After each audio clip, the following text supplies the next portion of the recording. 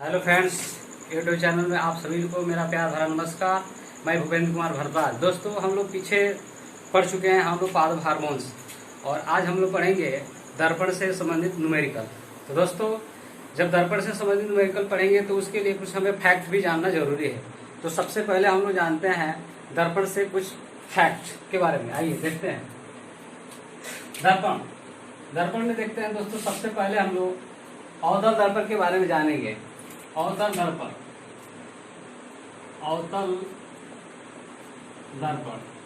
इसको हम बोलते हैं कनकेव मिरर, और इसको हम लोग कनकेव मिरर बोलते हैं। इसको हिंदी में एक और नाम से जानते हैं, अभिसारी दर्पण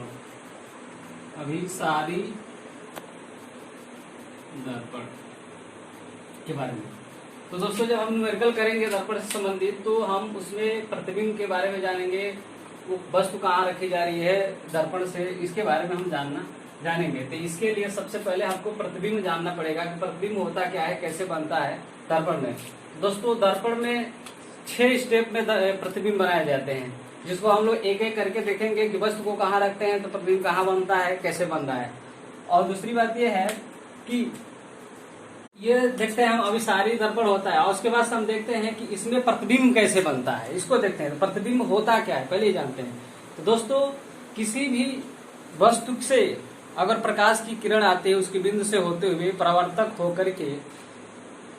तल से वो परिवर्तित होकर किरण कहीं बिंदु पर जाकर मिलती है, या फिर ऐसे मिलते हुए प्रतीत होती है, तो उस बिंदु को, उस वस्तु के बिंदु का हम प्रतिबिंब कहते हैं। तो इस तरह से प्रतिबिंब जो होता है दोस्तों, 2 तरह का होता है। तो जो प्रतिबिंब होता है, इसके बारे में देखते हैं कि प्रतिबिंब जो होता है वो 2 तरह का होता है, यानी 2 टाइप्स के होते हैं। जिसको हम लोग एक बोलते हैं प्रतिबिंब, वो होता है, उसको बोलते हैं वास्तविक प्रतिबिंब, रियल इमेज, और एक होता है आभासी प्रतिबिंब, जिसको बोलते हैं इमेजिनरी। या तो दोस्तों, वास्तविक प्रतिबिंब क्या होता है और आभासी प्रतिबिंब, इसको देख लेते हैं। वास्तविक प्रतिबिंब वो प्रतिबिंब होता है जब कोई प्रकाश किसी वस्तु के बिंदु से गुजरते हुए परावर्तित होकर किसी बिंदु पर मिलती हुई वास्तविक में मिल रही है। यानी वास्तव में ये समझ में आता है कि हाँ, वास्तव में ये यहाँ पे जो किरण होती है वो मिल रही है, किरण जो वहाँ पे मिल रही है एक दूसरे के एक बिंदु पे। तो ये हमारा हो जाता है। इस प्रकार के जो बिंदु होते हैं, इसमें जो प्रतिबिंब बनता है, इसको हम लोग वास्तविक प्रतिबिंब बोलते हैं। इसको हम लोग क्या बोलते हैं? वास्तविक प्रतिबिंब बोलते हैं। जब इस कंडीशन में होता है कि जब वस्तु से कोई प्रकाश की किरण आती है और परिवर्तित होकर के किसी बिंदु पर मिलती हुई प्रतीत होती है, या प्रतीत हुई किरण आती है, तो इस प्रकार के प्रतिबिंब को हम आभासी प्रतिबिंब बोलते हैं। उसको आभासी बोलते हैं। आभासी का मतलब होता है इमेजिनिंग, काल्पनिक, सिर्फ कल्पना कर सकते हैं, लेकिन ये रियल होता है, वास्तविक होता है। तो इस प्रकार के दोस्तों, हम एक एक करके अवतल दर्पण से हम लोग प्रतिबिंब के बारे में देखते हैं कि किस वस्तु को कहाँ रखते हैं तो कहाँ प्रतिबिंब बनता है। उसके बाद से जब ये दर्पण से प्रतिबिंब रिलेटेड हो जाएगा तो हम लोग न्यूमेरिकल सॉल्व करेंगे दोस्तों। तो सबसे पहले देख लेते हैं कि ये होता क्या है। तो अवतल दर्पण में जो प्रतिबिंब होते हैं दोस्तों, वो 6 टाइप्स के होते हैं, 6 प्रकार के बनते हैं। तो अवतल दर्पण से जो प्रतिबिंब होता है वो 6 का पहला देख लेते हैं क्या होता है। जैसे ये हमारा अवतल दर्पण होता है, ये अवतल दर्पण क्या होता है कि ये अंदर की तरफ दबा हुआ होता है। इधर से इसको अगर हम ऐसे कर दे, पिगमेंट कर दे, ऐसे कलर देते हैं, तो ये आपका अवतल दर्पण होता है दोस्तों। इससे कोई हम लोग बीच से इसके केंद्र से होते हुए एक हमने काल्पनिक रेखा खींच ली। इस बिंदु जो होता है जहाँ पे बीचों बीच से रेखा जाती है, इसको बोलते हैं हम लोग ध्रुव बोलते हैं, ध्रुव। और यहाँ पे हम लोग फोकस बोलते हैं, जिसको हम लोग F से डिनोट करते हैं। और यहाँ पे होता है वक्रता केंद्र होता है दोस्तों, इसको हम लोग C से डिनोट करते हैं। और यहाँ पे ऑप्टिमाइज होता है, जिसको हम लोग अनंत बोलते हैं, इसको अनंत बोलते हैं, अनंत। तो इस कंडीशन में होता है। अवतल दर्पण से प्रतिबिंब कैसे बनता है दोस्तों? जब हम किसी वस्तु को अगर हम अनंत पे रख रहे हैं, अनंत पे रखते हैं, जब वस्तु को यहाँ कंडीशन में, पहली कंडीशन में अनंत पर रखते हैं, तो ये जो इसका जो प्रतिबिंब होता है ये ऐसे बनेगा, मतलब कि यहाँ कहीं न कहीं बनेगा। ठीक है, तो इसका मतलब ये देखने को मिल जाता है कि जब वस्तु को हम अनंत पर रखते हैं तो उसका प्रतिबिंब फोकस पे बनता है, इसको ध्यान देना है। और बनेगा कैसा, तो ये आपका होगा वास्तविक उल्टा, ये उल्टा बनता है यानी ऐसे बनेगा, ऐसे बनेगा। और वस्तु से बहुत छोटा बनता है, और वस्तु से बहुत छोटा बनता है, इसको ध्यान देना है, ये कंडीशन होती है। तो जब हम वस्तु को अनंत पर रखते हैं अवतल दर्पण में, तो उसकी जो प्रतिबिंब होता है वो फोकस पे बनता है, वास्तविक बनता है, उल्टा बनता है और वस्तु से बहुत छोटा बनता है। तो ये रहा इसकी दूसरी कंडीशन है। वस्तु को अनंत वक्ता केंद्र के बीच यहाँ कहीं भी रखते हैं तो इस समय वस्तु जो है, वस्तु का प्रतिबिंब जो है आपके फोकस और वक्ता केंद्र के बीच बनता है। तो इस समय यहाँ बनता है, और कैसा बनता है, तो अवास्तविक बनता है, वास्तविक, उल्टा और वस्तु से छोटा बनेगा, वस्तु से छोटा बनता है।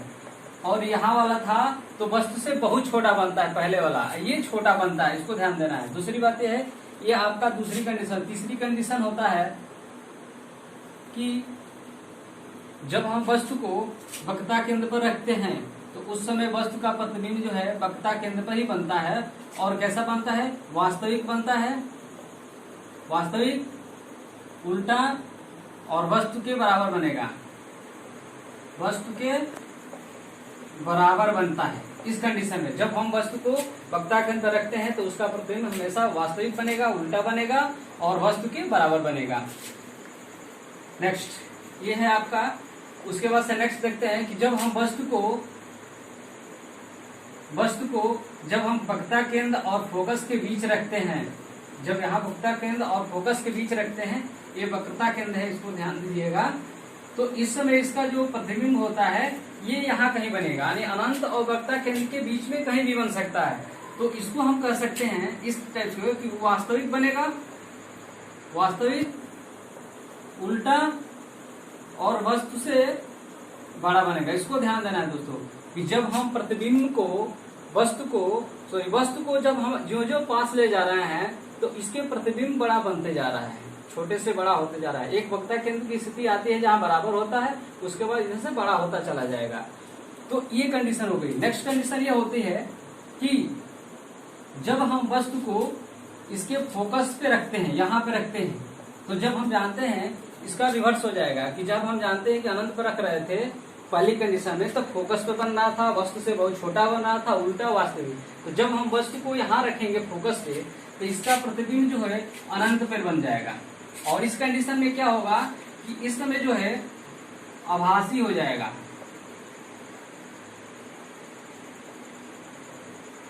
आभासी वस्तु से बहुत बड़ा हो जाएगा, बहुत बड़ा और उल्टा हो जाएगा इस कंडीशन में। तो वस्तु से बहुत बड़ा और वास्तविक आभासी हो जाएगा और उल्टा हो जाएगा इस कंडीशन में जब हम वस्तु को फोकस पर रखते हैं। दोस्तों अब देखते हैं एक लास्ट इसका कंडीशन होता है कि जब हम वस्तु को फोकस और ध्रुव के बीच रखते हैं तो इस समय क्या होता है कि इस समय जो है प्रतिबिंब जो है ऐसे बनेगा। तो इस समय जो प्रतिबिंब आपका बनता है वह दर्पण से पीछे बनता है।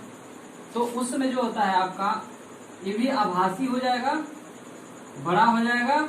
और इसमें कंडीशन एक और हो जाएगा कि बाकी जिधर इधर प्रतिबिंब बन रहे थे सारे उल्टे बन रहे थे, ये आपका सीधा बनेगा।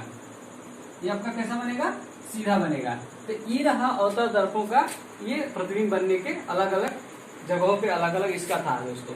तो अब यही कारण होता है कि इसे देख लेते हैं कि ये प्रकाश को एक जगह पे केंद्रित करता है। इसी कारण से अवतल दर्पण का प्रयोग हर जगह कई जगह किया जाता है। जैसे देख ले कि अवतल दर्पण का प्रयोग जो होता है आपके जो हेडलाइट होता है, गाड़ी के जो हेडलाइट होता है, हेडलाइट में प्रयोग किया जाता है, सर्च लाइट में प्रयोग किया जाता है, और दाढ़ी बनाने में जो नाई लोग होते हैं दाढ़ी बनाने में उनका प्रयोग किया जाता है, और नाक, कान और जो होते हैं नाक, कान और दांत, इन सब के जो डॉक्टर होते हैं उनको जो दर्प देखने का दर्पण यूज करते हैं वो अवतल दर्पण ही होता है। इसके माध्यम से लोग देखते हैं। तो ये रहा आपका अवतल दर्पण के बारे में अलग अलग इमेज। और देख लेते हैं दोस्तों थोड़ा सा इसमें। और उत्तल दर्पण में कुछ होता नहीं। उत्तल दर्पण को हम लोग उत्तल दर्पण देख लेते हैं। उत्तल दर्पण जो होता है इसको हम लोग कॉन्वेक्स कहते हैं, कन्वेक्स मिरर कहते हैं। और ये जो होता है इसको हिंदी में अपसारी कहते हैं, अपसारी दर्पण। कभी कभी ये भी हो जाता है कि अपसारी दर्पण किसको कहते हैं, अभिसारी दर्पण किसको होते हैं, इसमें कंफ्यूज हो जाता है। इसको देख लेते हैं थोड़ा सा। ये होता है अभिसारी दर्पण, अभिसारी दर्पण, और ये अवतल दर्पण है। तो इसको अगर थोड़ा सा इसका लेटर को काउंट ही कर लेते हैं कि इसको देख लेते हैं 1 2 3 4, यानी इसमें 4 लेटर मिलकर बने हैं अवतल। इसमें देख लेते हैं 1 2 3 4 5 6 7, इसमें 7 बने हैं सब लेकर के, लेटर्स होगा उसके जो मात्रा होती है।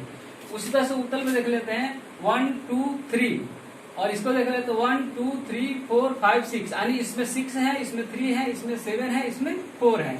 तो इसमें थोड़ा सा ध्यान देते हैं कि अगर अवतल दर्पण के 4 नंबर है, 4 लेटर है, तो 7 अभिसारी में है। जब बड़े का बड़े से संबंध रिलेटेड कर लेते हैं, अवतल दर्पण को अभिसारी कहते हैं। ये उत्तल दर्पण में 3 लेटर होते हैं, तो 3 को 6 से रिलेट करेंगे, तो इसमें कम है तो इसमें कम है, यानी इसकी अपेक्षा ये कम है, इसकी अपेक्षा कम है, तो कम कम को एक साथ थोड़ा सा ज्वाइन कर ले तो हो जाएगा, और उत्तल को अभिसारी कहते हैं। उसी तरह से इसको भी काम करेंगे कन्वेक्स और कन्वेक्स को, तो इसमें भी वही चीज होगा जो इसमें दिखाई देगा।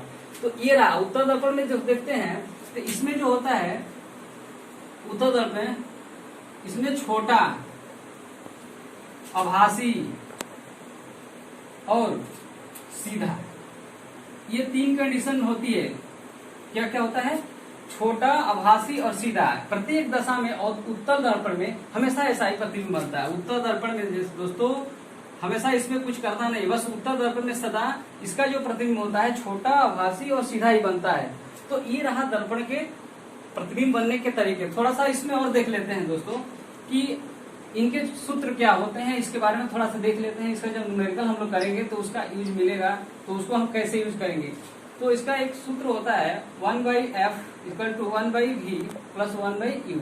इसके बारे में हम लोग जब न्यूमेरिकल करेंगे तो बता दूंगा। ये फोकस दूरी होती है, और ये होता है आपका जो v होता है ये आपकी प्रतिबिंब की दूरी होती है वस्तु दर्पण से, और u जो होता है वस्तु की दूरी होती है दर्पण से। एक और इसमें आता है देखने के लिए, एक m होता है। m को कहते हैं हम लोग रेखीय आवर्धन क्षमता। ये दर्पण का रेखीय आवर्धन क्षमता है। दर्पण माने किसी के भी आ जाएगा, उत्तल दर्पण के लिए भी काम करेगा और अवतल दर्पण के लिए भी काम करेगा।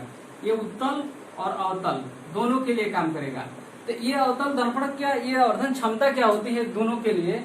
देखिए दोस्तों कुछ नहीं कहा था, प्रतिबिंब की लंबाई, जो प्रतिबिंब की लंबाई होती है और जो वस्तु की जो लंबाई होती है, इन दोनों के अनुपात को ही हम आवर्धन क्षमता कहते हैं। तो इसका एक सूत्र होता है यारों कि अगर इसको हम लिख लेते हैं यहाँ कि प्रतिबिंब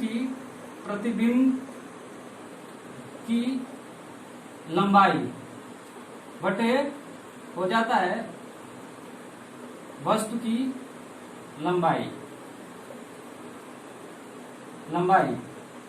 इक्वल टू होता है -v/u। यानी ये माइनस में v मतलब की है ये प्रतिबिंब की दर्पण से लंबाई दूरी, और u होता है आपका दर्पण से वस्तु की दूरी, इक्वल टू ये सब m के बराबर होता है। तो ये होती है आवर्धन क्षमता, और ये होता है इनका सूत्र होता है प्रतिबिंब के निकालने का। दूरी कैसे निकालेंगे? तो दोस्तों आज दर्पण से संबंधित कुछ फैक्ट अब हम देखते हैं, दर्पण से संबंधित क्वेश्चन कर लेते हैं, थोड़ा सा देखते हैं क्या क्या है। तो दोस्तों देख लेते हैं, क्वेश्चन है कि एक अवतल दर्पण की वक्रता त्रिज्या 20 सेंटीमीटर है। कोई वस्तु अवतल दर्पण से 15 सेंटीमीटर की दूरी पर रखी है, तो दर्पण से वस्तु के प्रतिबिंब की दूरी ज्ञात करें। ऐसे क्वेश्चन को करते हैं क्या दोस्तों कि सबसे पहले हम गिवन फैक्ट को लिख लेते हैं। जब सॉल्यूशन करते हैं इसका तो गिवन फैक्ट लिखते हैं। तो हमको क्या क्या मिला है, वक्रता त्रिज्या दिया है 20 सेंटीमीटर, इसका मतलब r दिया है, r बराबर होता है 20 सेंटीमीटर। दूसरी बात है अवतल दर्पण से 15 सेंटीमीटर दूरी पर रखी है, इसका मतलब कि जो वस्तु की दूरी हो अवतल दर्पण से वस्तु की दूरी, तो इसके लिए हम लिखते हैं u इक्वल टू दिया है आपका 15 सेंटीमीटर। और हमको फाइंड क्या करना है, प्रतिबिंब की दूरी करना है, दूरी को हमको फाइंड करना है दोस्तों। तो क्या करते हैं, सबसे पहले एक चीज ध्यान लेते हैं। जब भी हम बता रहे थे कि जो अवतल दर्पण होता है दोस्तों, इसके हमेशा इधर सामने की तरफ जितनी भी अगर फैक्ट गिवन रहती हैं उनको हमेशा हम लोग माइनस में रखते हैं, और इधर जो गिवन होती है फैक्ट होती है उनको हम प्लस में रखते हैं। तो इसको ध्यान देते हैं। और दूसरी बात है कि हमको यहाँ पे वक्रता त्रिज्या मिला है। क्या मिला है? वक्रता त्रिज्या दिया गया है। तो अब हम लोग थोड़ा सा ध्यान दे लेते हैं कि हमको f चाहिए, क्योंकि हमारा फॉर्मूला होता है 1/f equal to 1/v plus 1/u होता है। तो हमको तो एक मिल गया, यहाँ मिल गया है कि वस्तु की दूरी दिया है 15 सेंटीमीटर। तो इसको भी हम लोग क्या करेंगे कि हम जानते हैं कि वस्तु जो होता है दर्पण के इधर ही रखा गया होगा। तो इधर जब रखा है तो इसकी दूरी को हमेशा माइनस में रखें, तो -15 सेंटीमीटर हो जाएगा। और ये त्रिज्या है, तो त्रिज्या भी तो आपका इधर ही होगा ना, तो इसलिए इसके भी माइनस हो जाएगा दोस्तों। तो हमको तो 2 चीज मिल गया, लेकिन हमको कहीं f नहीं मिल रहा है। तो एक फॉर्मूला होता है कि वक्रता या फोकस दूरी यानी f बराबर होता है r/2 के होता है दोस्तों। तो वहां से हम इसको निकाल लेंगे, फाइंड कर लेंगे कि f बराबर क्या होता है। f बराबर हो जाएगा f मतलब -20/2 इक्वल टू -10 हो जाएगा। यहाँ पे क्या हो जाएगा? -10 सेंटीमीटर हो जाएगा। तो ये हमको मिल गया -10। अब इस पे हम रख लेते हैं, क्या करते हैं कि ये हो जाएगा आपका 1/10, यानी ये हो जाएगा 1/-10 इक्वल टू 1/v हमको पता करना है, 1/v। और प्लस में ये हो जाएगा 1/ये u का मान दिया गया है जो वस्तु की दूरी है दर्पण से, ये है आपका माइनस में 15 है। तो इसको ऐसे कर लेते हैं। अब इसको क्या करते हैं, ये हमको पता करना है, तो इसको इधर लेकर चले जाते हैं, और ये माइनस में है, ठीक है ना। तो इसको इधर लेते आएंगे तो ये हो जाएगा 1/v इक्वल टू हो जाएगा 1/15 माइनस 1/10 हो जाएगा। अब यहाँ से इसको हम कई तरह से कर सकते हैं, अगर जल्दी आता है तो ठीक है, नहीं आता है तो भी कोई बात नहीं है। इसको ऐसे करके इसका लेते हैं, या फिर इसका एलसीएम निकालते हैं। एलसीएम निकालेंगे तो इसका निकालेंगे तो ऐसे ही लग रहा 30 हो जाएगा। एलसीएम इसका कितना हो जाएगा? 30 हो जाएगा। तो ऐसे भी कर सकते हैं, 30 ले लेंगे, 15 2 जा 30, 2 1 जा 2, माइनस में इसको करेंगे तो ये आ जाएगा आपका 10 3 जा 3 और 3 कम 3 -3। इसको करेंगे तो -1/30 आ जाएगा। इसको रिवर्स करेंगे तो माइनस में 30 सेंटीमीटर हो जाएगा। इसका मतलब कि माइनस है, इसका मतलब वस्तु का जो प्रतिबिंब कहीं ना कहीं बना होगा तो दर्पण के सामने ही बना होगा। तो इसलिए कह सकते हैं कि जो वस्तु का प्रतिबिंब होगा वह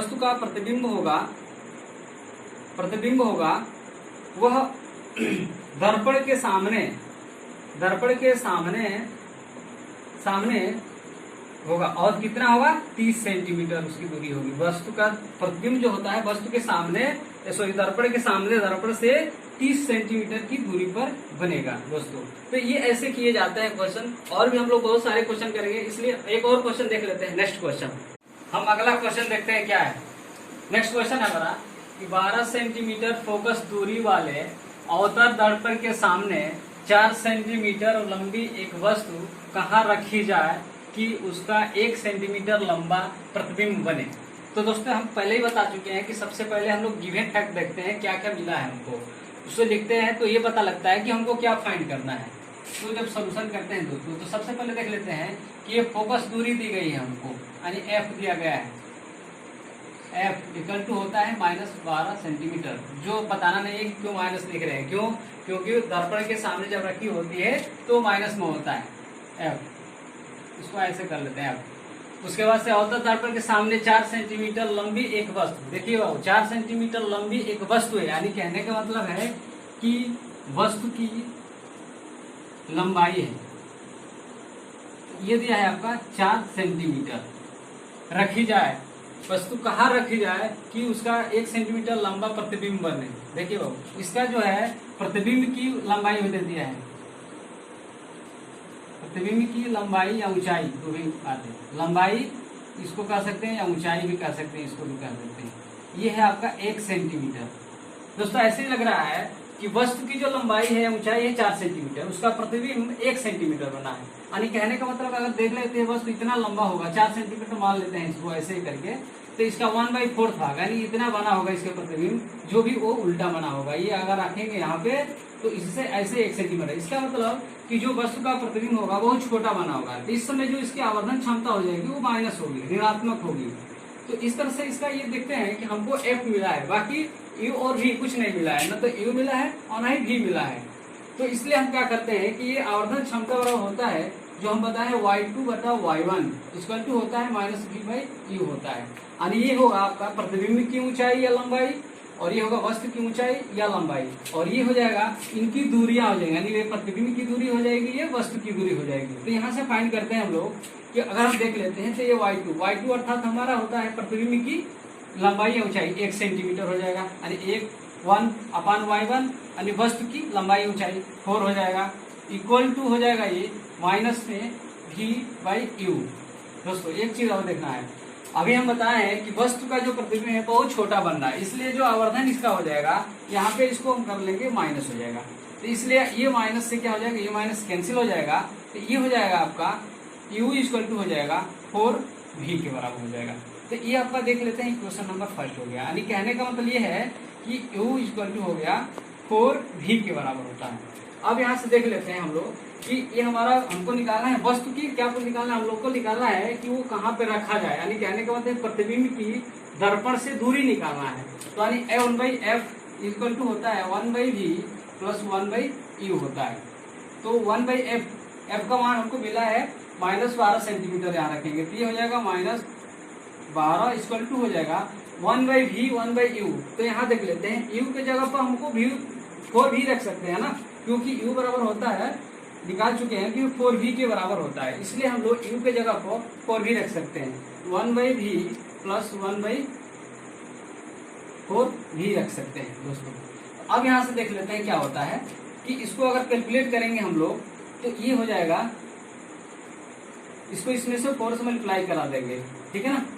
तो क्या हो जाएगा, इसको 4 से मल्टीप्लाई करेंगे या फिर ऐसे ही कर लेते हैं, अगर ज्यादा वो हो रहा है तो इसको हम लोग 4v करके ले लेंगे, 4v हम ले लेंगे इसका एलसीएम। तो v से v कैंसिल हो जाएगा, 4 प्लस ये 4v है तो 4v से 4v 1 हो जाएगा, यानी 5y हो जाएगा आपका 4v हो जाएगा। तो इसको मिटा दे रहे हैं थोड़ा सा, तो ये हो जाएगा आपका 1/12 माइनस में 1/12 इक्वल टू हो जाएगा 5/4v के बराबर हो जाएगा दोस्तों। तो अब यहाँ से हम ये देख लेते हैं, इसको इधर करेंगे इसको इधर करते हैं, तो इसको इधर करेंगे तो हो जाएगा -4v इक्वल टू हो जाएगा आपका 60 हो जाएगा यहाँ पे, ठीक है। देख लेते हैं कि 4v बराबर आ रहा है 60, तो इसको कैंसिल करेंगे तो v बराबर हो जाता है -15 हो जाएगा, ये कैंसिल कर देगा। तो ये तो v का मान आ गया। v फार होता है कि प्रतिबिंब की दर्पण से दूरी, लेकिन यहाँ पूछा गया है कि वस्तु को कितनी दूर पर रखा जाए, यानी कहने का मतलब है कि एक वस्तु को कहाँ रखी जाए, तो इसका मतलब u पूछ रहा है। अभी हमने यहाँ निकाल रखा था कि u बराबर होता है 4v के। तो अब हम क्या करेंगे, u का जो मान होता है यानी v बराबर होता है, हम लोग -15 लाए हैं, तो यहाँ पर इसके रखेंगे u बराबर हो जाएगा 4 × -15, तो इसको करेंगे u बराबर हो जाएगा 16 -16 यानी 60 हो जाएगा, -60 सेंटीमीटर की दूरी पर। यानी कहने का मतलब ये हो गया कि ये हमारा निकल गया कि वस्तु को हम दर्पण से 60 सेंटीमीटर की दूरी पर रखते हैं, यानी 60 सेंटीमीटर की दूरी पर रखेंगे वस्तु को हम, कहाँ से, तो दर्पण से। यही हमारा क्वेश्चन में पूछा गया था। तो दोस्तों ऐसे ही क्वेश्चन, तो ठीक है दोस्तों, आज तक यही, इससे आगे हम लोग नेक्स्ट वीडियो में ऐसे बहुत सारे न्यूमेरिकल करेंगे हम लोग ऐसे ही। तो ठीक है दोस्तों, लाइक करें और सब्सक्राइब करें वीडियो अगर अच्छा लगता है तो, और फिर मिलते हैं हम लोग नेक्स्ट वीडियो में। तब तक के लिए नमस्कार, बाय।